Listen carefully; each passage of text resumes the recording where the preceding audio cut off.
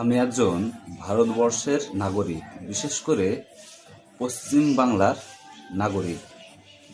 আমার বলার উদ্দেশ্য এটাই, আমাদের ভারতবর্ষে এবং আমাদের ভারতবর্ষের বিভিন্ন রাজ্য আছে, যে সমস্ত রাজ্যগুলোই এবং বিশেষ করে আমার পশ্চিম বাংলায় যে ধর্ম নিয়ে এবং উস্কানিমূলক যে সমস্ত কথাবার্তাগুলো চলছে, এর পদক্ষেপ কিন্তু আমাদের পশ্চিম বাংলার যিনি মুখ্যমন্ত্রী চাইলে তা সেই বিষয়ে অ্যাকশান নিতে পারে।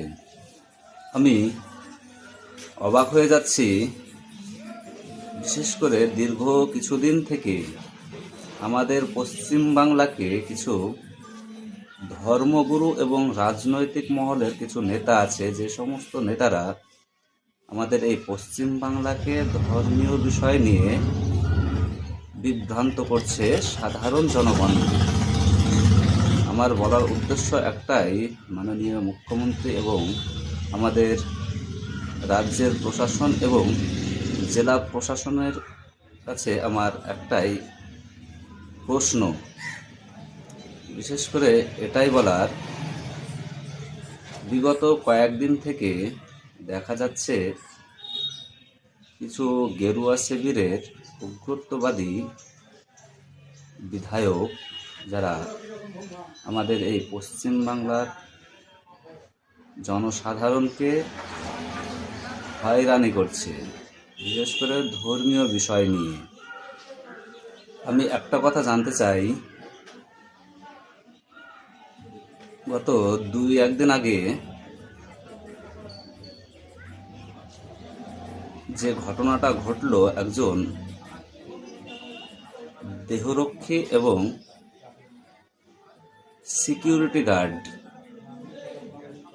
যেটা বিধায়ক হুমায়ুন কবিরের ছেলে ধাক্কা দিয়েছিল একজন সিকিউরিটিকে, এবং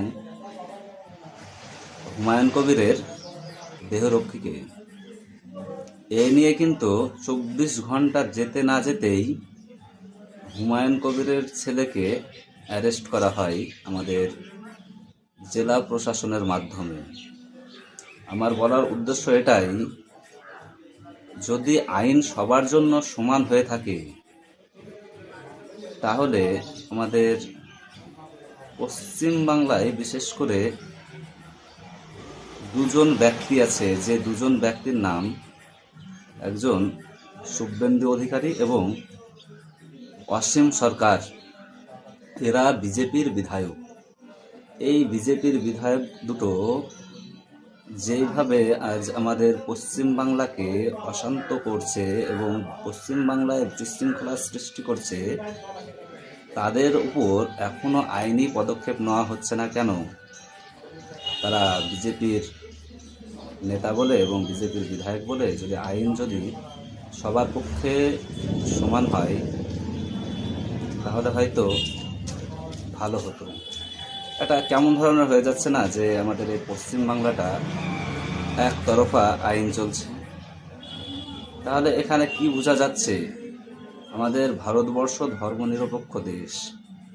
এই ধর্মনিরপেক্ষ দেশে হিন্দু, মুসলমান, জৈন, খ্রিস্টান উভয় সম্প্রদায়ের মানুষের আইন একই হবে এবং রুলস একই হবে। তাহলে আইনে যদি থাকে ভারতবর্ষ ধর্মনিরপেক্ষ দেশ, তাহলে এই ভারতবর্ষে কি কারণে ধর্ম নিয়ে বেশি লাফালাফি করছে এবং ধর্ম নিয়ে বেশি বিভ্রান্ত কি কারণে করছে? আমি এটা জানতে চাই।